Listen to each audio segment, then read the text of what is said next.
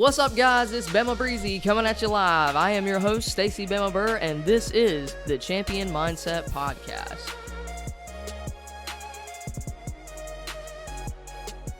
What's up, guys? It's your host, Bama Burr, and I'm coming at you guys with a new episode of the Champion Mindset Podcast. What I'm going to be talking about today is taking opportunities, seizing the day and winning the day. A lot of people want to talk about, nothing ever happens to me. I just don't seem to have the right things happen for me, to me. Nothing ever seems to go my way. Well, if you are someone like that, or if you know someone like that, now is the time to stop. Now is the time to stop being that person and to make things happen for yourself. I repeat that. Now is the time to make things happen for yourself. It's not that opportunities don't happen to you. You don't take opportunities. You don't take action, which leads to opportunity. Opportunities aren't always there, but when they do come knocking, it's up to you to be there to answer the door. Opportunities sometimes are few and far in between, but with action, it seems that we make them happen. We make them happen much more frequently when we're out doing things, when we're out of our comfort zone. One of the things that I want to talk about and cover with you guys is the past probably... Let's see, what is it now? It is the beginning of August. Happy August. Also, late happy birthday to my dad. His birthday was on August the 1st. Billy Burr, thank you for putting me into this world to make the world a better and stronger place. I believe that every single day as we record these podcasts and as we make an impact, we are getting one step closer to making the world that better, stronger place every single day. All right, so it's the beginning of August. If you guys have been following me for any amount of time, or you know who I am, hi, welcome back. But you'll know that in the beginning of March, I competed this year at the Arnold XPC powerlifting event, where I hit the highest all-time Wilks record total for the time and became the best powerlifter in the world. And so that was me at the beginning of March. That was me at the beginning of March, and it's now the beginning of August. Since then, since I, walked away from powerlifting, retired my competitive career there, I've been working on creating business opportunities, on creating something from this legendary status that I achieved in my respective sport. I want to do something with it. I want to create opportunities from there. And so what I've been focusing on is focusing on other people, right? Because for my competitive career, it was always about me. It was always about me getting my desired result.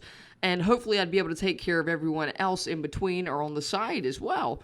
But since shifting my focus to creating, something for others every single day, because through my journey in powerlifting, I did my best to create the best version of myself, and that is how I became the best in the world, the best powerlifter in the world, and the best me that I could possibly be. And so it is now my goal to help you guys unlock that inner character, unlock your best, unlock that best version of you possible. And so through sharing some of my journey with you, I hope that I can help you guys unlock that true potential that you have. So in March, I competed. And now it is August. In between those times, wow, there's been a lot that has gone on. There's been a lot that have happened. And there have been a lot of things that have happened since then. Since that time frame, I've done 7 seminars, been in 8 different states, and gotten to see numerous amounts of people and be able to teach, instruct, and talk to so many people to make a positive impact. But by doing this, it's been hard. I'm not going to try to, flex for anybody. It has been very, very hard. And I've had to make sure I schedule my breakdowns accordingly like a responsible adult, but we've gotten through it. So far, so good, and we're almost there. We're almost finishing out the Tour de Bama. We've got 2 more seminars coming up in August. We've got one on August the 17th at St. Louis Barbell Company, and that's going to be sponsored by Squat to Depth Apparel, and we thank you guys so much for your continued support. And if you guys haven't snagged tickets to that, check those out. And there's also going to be one on August the 31st at Ozark Iron in Fayetteville, Arkansas. I'm going to be co-hosting with Nick Ramey. We're going to have a great time out there, and I hear he's going to take me to a couple sick fishing spots as well. So I'm going to go back to my roots and, of course, outfish the greatest fisherman himself, Nick. But if you haven't gotten your tickets yet for those, go ahead and do so. The link is online, and you can find that by going to my website at BamaBrickSquad.com or the respective gym websites. But since March, we've done all these seminars. We've done all this promotion. We've met so many different people. And that is why this podcast exists right now. This podcast exists right now because I met the right people to help me put it all together. Special shout out to my girl, Mary Morton, because she is the editor-in-chief behind the Champion Mindset podcast, along with my graphics designer and manager, Ana Perez. I just want to say a special thank you to those two. You make the right connections because you put yourself in the right alignment to make it happen, right? If you sit at home and you're sitting at home being unhappy and complaining, guess what? You're not going to put yourself in any kind of uncomfortable position to make any type of growth. You're not going to put yourself around new people that are going to have new opinions on you and just new things to bring to the table. You're not going to put yourself in that situation. So if you don't put yourself in that situation, you don't put yourself at risk of anything happening, guess what? You're not going to be able to create these opportunities. Everybody that's complaining that nothing happens to them and they just don't get the right opportunities, and then whenever they do get an opportunity, they choke. Guess what? If you're not shooting your shot, and missing, then guess what? You're not practicing at all. So guess what? You got one shot, one kill, and if you miss, you're going to miss. But guess what? If you put yourself in the situation where you get to meet copious amounts of people, and network with so many different people and meet different people from different walks of life that are going to challenge you to level up in a sense, in some way, shape, or form, guess what? When you encounter those opportunities and those obstacles on the regular, on the daily, it makes it that much easier. When you get a big opportunity, you're going to seal the deal. You're going to be able to seal the deal, and you want to know why? It's because of practice. It's because you've been put in this situation so many times before, and guess what? When it's time to come through, you're going to come through. Consistency. Consistency breeds confidence. The more times that you put yourself in an uncomfortable situation and come out on top, that's going to be where your confidence begins to build. And trust me, I'm just like any normal person. I hate rejection. I actually do not deal well with rejection at all. That's an announcement or just I came to terms with that realization a couple weeks ago. I was talking to my videographer, Mitch. Throughout my powerlifting career, I haven't got involved in a lot of different sponsorships or, deep in bed with different companies. And part of the reason is because I've always wanted to do it for myself. I've always been, under the impression that I one day could do it for myself. That's one thing that about starting this nutrition company, Hyperion Sports Nutrition, that's one thing that's been really, really empowering for me to see as a whole, is that for the longest time I knew that if I just got picked up by a supplement company, if I got picked up by the right nutrition company, then I would have a bigger platform. I would have something to stand on.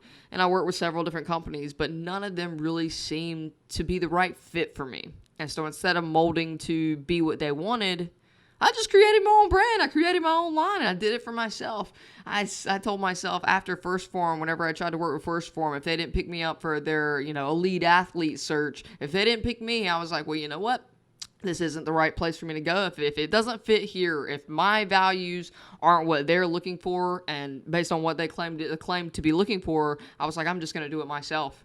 And sure enough, your girl Stacy got slapped in the face of rejection right before the Arnold, mind you, slapped me with a rejection that I did not get the position. I did not get awarded as the elite athlete for First Form. And it hurt my feelings because rejection sucks. No matter who you are, no matter what level you're at, rejection always sucks, especially if it's something that you really thought you wanted. So remember that. Rejection sucks for everybody, and everybody gets rejected. You know that pretty girl that you really want to ask out, and it took you about 3 or 4 months to finally work up enough courage to ask her, hey, are you using this machine?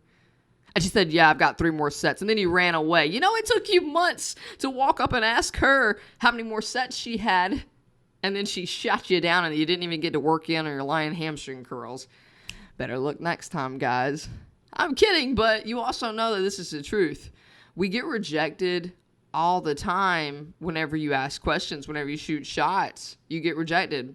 Whenever you're shooting shots in basketball and you're practicing, I played basketball once upon a time. I was terrible at it. I could not make a basket to save my life.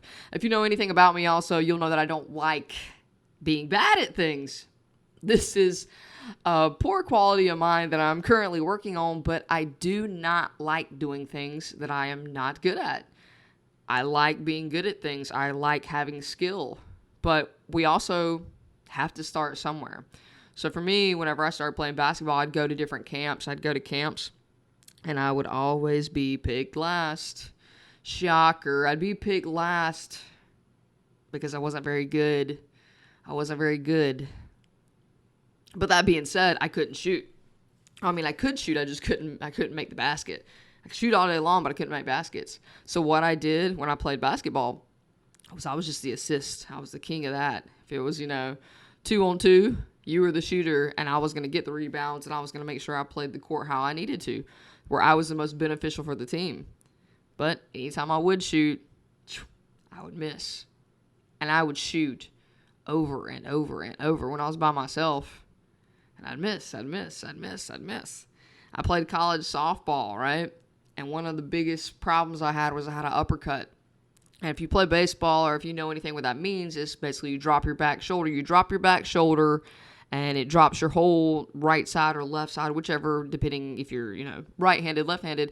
But I'd drop that back shoulder and I'd swing and it'd have an uppercut basically path to it, right?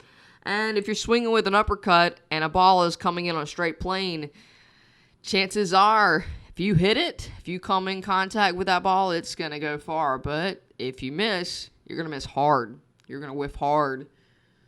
I was known for dropping bombs, but I was also known for striking out. Whoo! Let's let that sink in. I was known for dropping bombs. I was known for hitting home runs. But I was also known for striking out.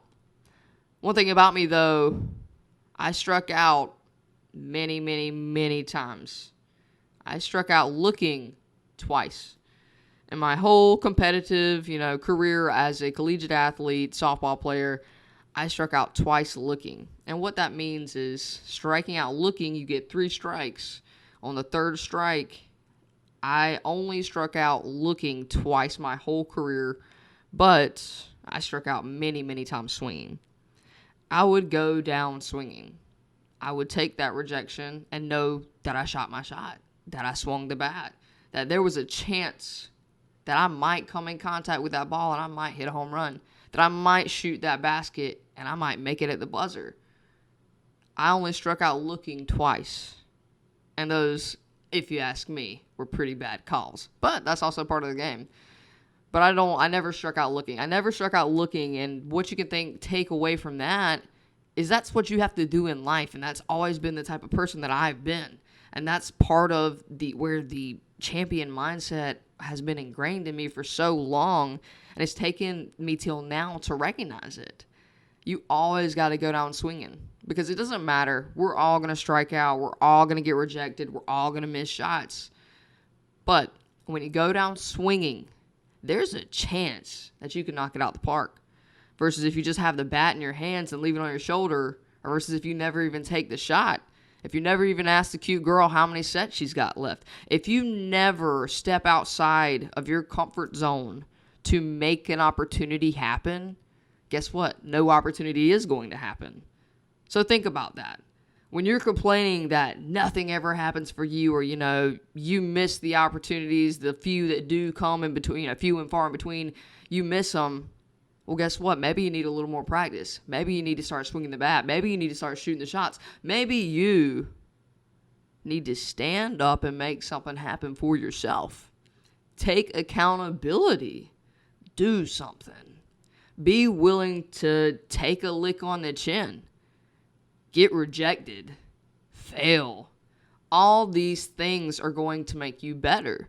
But guess what? If you're too scared to fail, if you're too scared to get rejected, if you are too scared to do those things, you're never going to have any kind of opportunity happen. I'm flying out tomorrow to go to the Bahamas with my videographer, Mitch. We're going to be shooting a WBFF Pro, world championship. How did I get here, you may ask? How did I end up going on a trip to the Bahamas with my videographer? Want to know how? I held some lights. I held some lights, and I have a wonderful personality. Shocker. And it's okay to say those things. It's okay to say that the things that you have strong, that you do well. It's okay to say that. That doesn't mean you're cocky. That doesn't mean you're conceited. It's something to point out about yourself. We're always so critical of ourselves. Well, I could do this better. Well, I wish I was this. I wish I was that. Well, guess what? Why don't we take a second to point out all the things that you do well instead of being such a critic, instead of being so critical of yourself, looking at yourself with a magnifying glass to see what you can find wrong? Make a list of pros and cons, things that you do well. Pat yourself on the back for them, because sometimes that's what you need. Because half the time, whenever you're in these ruts, whenever you say, oh, when nothing good comes to me, nothing happens, you're being so hard on yourself so that way you can be a Debbie Downer. You are creating this negative space in your mind. Why don't we shift that? Why don't we change from that negative mindset to be positive? Debbie Downer to positive Patty. Come on, let's make the change. It starts with you. You have to change the way that you think. You have to change the way that your mind is wired. You have to stop doing these things that are not going to help you. Stop being okay with being mediocre. Stop being okay having an excuse, saying this never happens to me. I wish I could do that, but you're just lucky. What? Stop blaming things on luck, because it seems that the people that get lucky are the people that are out there hustling. You create your own luck, so why don't you guys get after it? I've never been one for good luck. I've never gotten anything. Nothing has ever happened my way. Like what I said, I struck out a lot. I might have hit home runs, but I struck out a lot. You think that's luck? I don't think it's luck. I think it's preparation. Preparation meets opportunity. And that is what happens whenever we make things happen for ourselves. We make things happen for ourselves. We get ourselves prepared so that way when opportunity strikes, you're ready. When opportunity comes knocking, you're opening the door in a maid's costume. Hello there, how can I help you? Come on, let's get it together. This is your life. This is your time. If you want something to happen, you got to make it happen. So, I'll be in the Bahamas tomorrow. Mind you guys, I've never gone out of the country before. I have never gone out of the country. I've never had this opportunity. Why? Because growing up, I grew up poor. I didn't think that I'd ever be on an airplane. I didn't think that I would ever really get to see the world. I didn't know that what the world was. I didn't know I was poor. I just, didn't know what there was out there. All I knew was, my space, my town. All I knew was what I had and nothing else. But I didn't go without. And I never lusted after the things that I knew nothing about. But now that my eyes are open and I'm able to see that there's so much more out there, just like what I want for you guys, I want you to see how capable you are. Because I found out how capable I was, and it opened my eyes. It opened my eyes that the better I got, the more opportunities that opened themselves up around me. The world just seemed to get bigger and bigger and bigger. See, because when you have a closed mindset and all you think about is negative, poor me, well, it's his fault, I don't have it, I'm not lucky. You close your mind, you close your eyes, you don't see other than what's right in front of you. When you fail or you get rejected, you have to be able to look out. You can't just look at what's right in front of you. You have to see the bigger picture. Wake up. Wake up. You have to be willing to see the bigger picture. You have to see the bigger picture. Whenever things don't go your way, it's because it's setting you up for something better. Don't pout. Don't sit there and sulk. Recognize that wasn't an opportunity that was for you. That rejection that you just suffered, this is part of what we were talking about earlier. Be willing to shoot the shot and miss. Don't wallow in pity and doubt. Take everything and recognize it for what it is. This isn't you dropping the ball. This isn't you got rejected because you're not good enough. This means that there's an opportunity out there that's different, that's even better for you, that's going to set you up for a situation that could change the direction of your life if you let it. You just have to let it. And you just have to get back up after being rejected. You have to get back up after failing. After you shot your shot for the 97th time, you got to shoot again for the 98th time and miss again. And miss again. And then finally on the 100th shot, maybe you'll make it. Maybe you won't.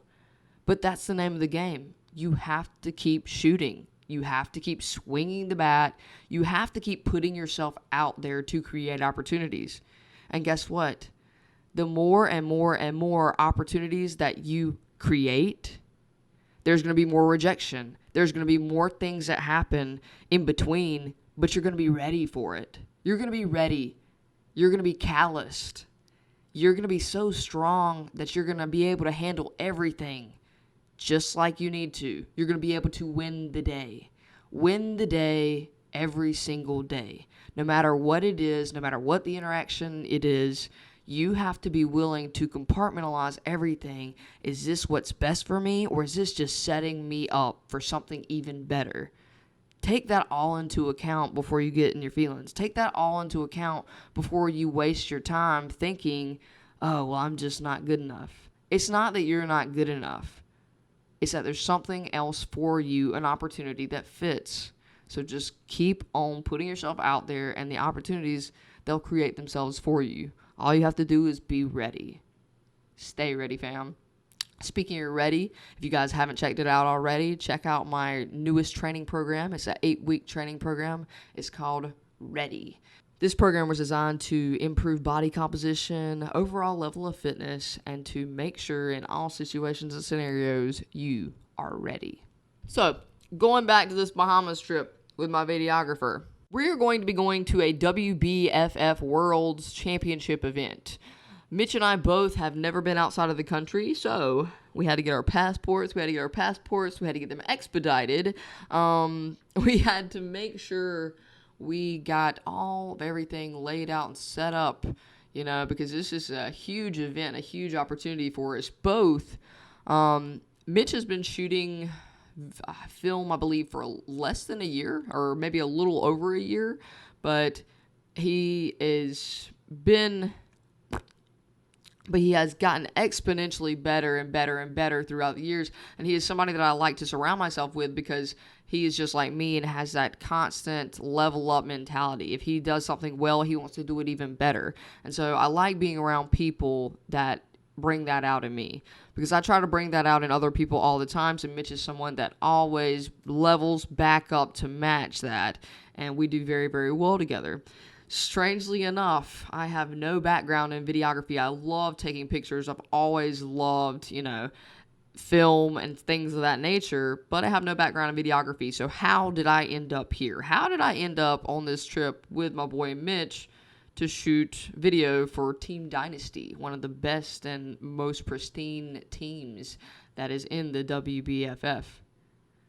Through an interaction that we had, we took a tour. We went on tour to Bama and visited Texas and made a couple of connects down in Texas. And one of the people that we met with and shot with was Stephanie Ayala, and she is a top pro in the WBFF.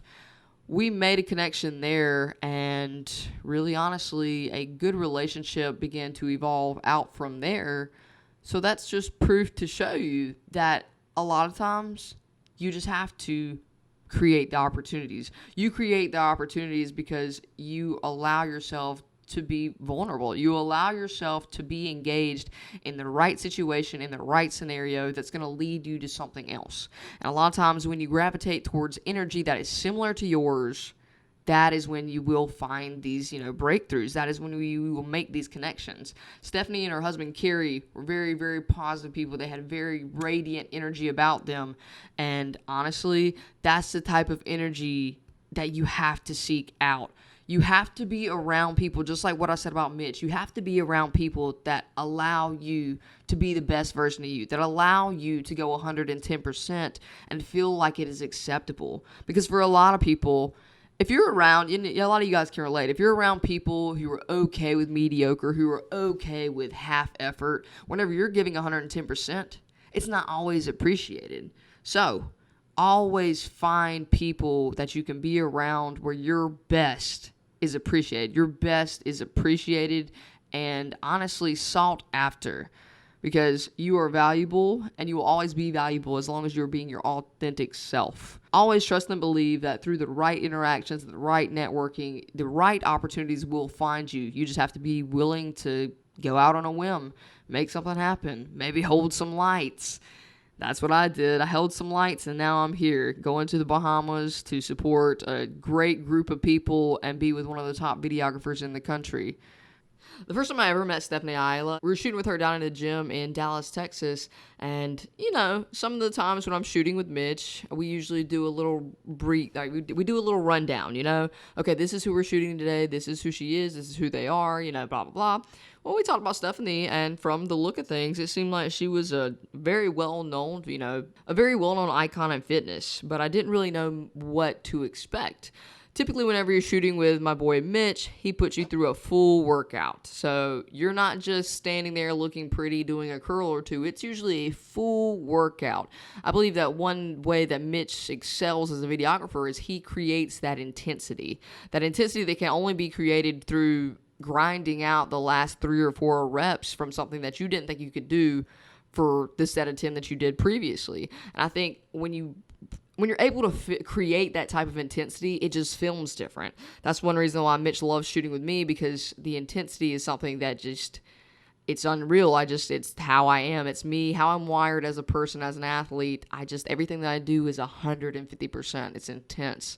It's intense from the time I start, from the time I finish. And you also know that I'm not going to quit. I'm not going to quit if I have 3 or 4 reps left. I'm going to give you 3 or 4 more than what you thought I had in me.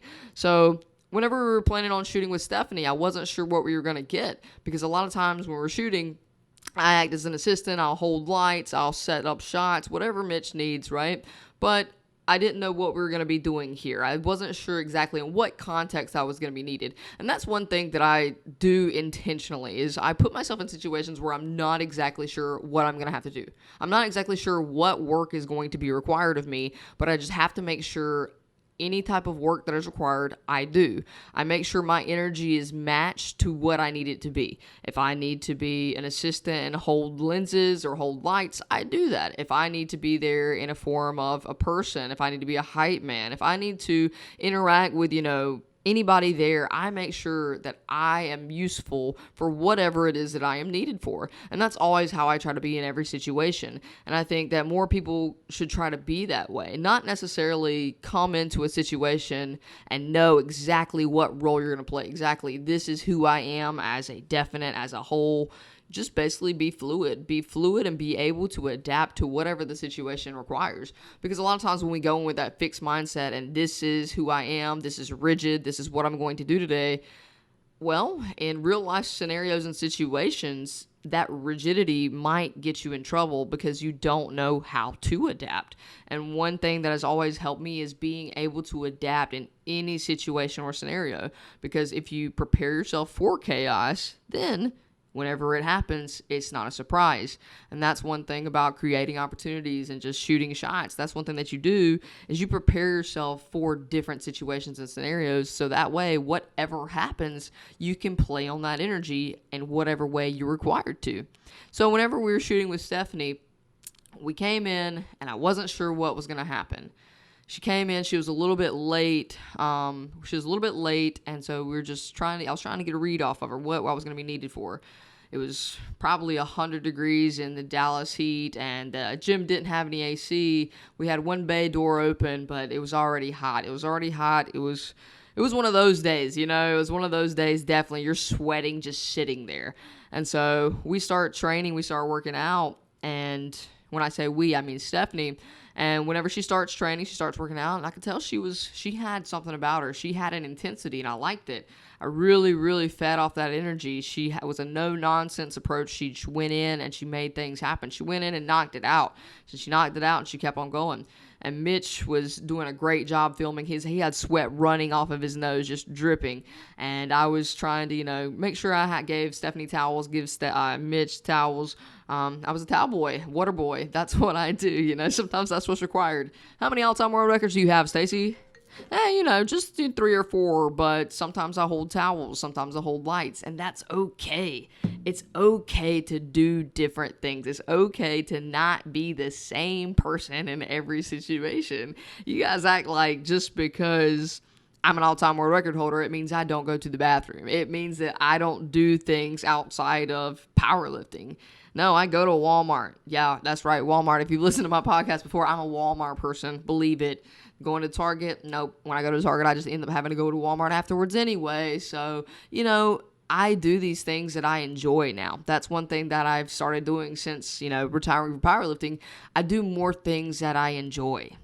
I have more time to, dedicate to things that are making me better in ways outside of my strength.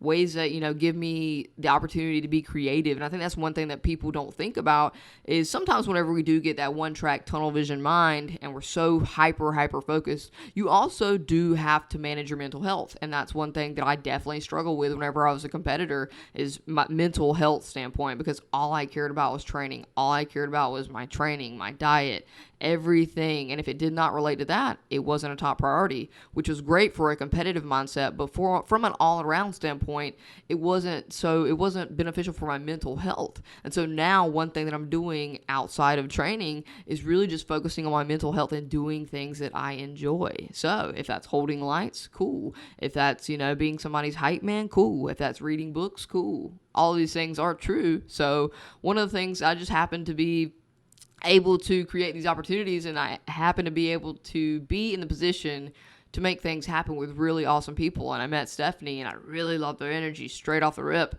And just whenever it got deeper in the workout, this is one thing I'll tell you is probably the most insane thing that I've ever seen from a fitness standpoint. I'm a power lifter. I squat 565 pounds. I've deadlifted 550. I bench 320, right? Stephanie, we were in this gym and she needed to do some walking lunges or squats. And there wasn't an available squat rack for her to get a barbell out of. So I watched her walk out of an incline bench, backwards out of an incline bench with 135 on the bar. 135 on the bar. Stephanie is a small frame lady. I have no idea how much she weighs, but she's very muscular, but probably got to be less than maybe around 130, 120, honestly. I have no idea. She's very small in frame. Very muscular, but she walks out of this incline bench rack with 135 on her back, just, turns sideways to shimmy through different equipment. We walk over to a open turf area. She has this barbell on her back. We are in an open turf area, and Mitch starts filming, and she just starts doing lunges with 135 on a barbell in the middle of nowhere. There is no squat rack in sight. There is nowhere for her to dump the bar in case, she gets tired and can't complete the rep. She's in the middle of this turf with 135 on her back doing lunges, just repping it out. And there is no plan of escape. She just does one leg after another, and Mitch is just, filming, shooting. And I start chiming in. I'm like, one more, come on, one more step. Come on, let's go, Steph. Because this was probably the most insane thing I've ever seen. This small frame woman is just out here in the middle of nowhere land with no plan of escape doing lunges with 135. And then once she got to a point where she had to be 10 to 15 reps on each leg, she just finished up with, some squats. She's finished up with some last rep squats. And there is no squat rack, mind you guys. This is on turf. And there is no plan of escape. She just has this barbell on her back and is just going. It was one of the most intense things that I have honestly ever seen. And I've squatted 565 now. I'm Bama Burr. I'm the queen of intensity myself. But when she finally got done, Mitch, put the camera down and we got the barbell off her back. We took the barbell off of her back and put it on the ground. She did not quit until we took the barbell off her back. And that, to me, is the champion mindset. That, to me, is what really honestly sets people apart. There was no plan B. There was no plan of escape.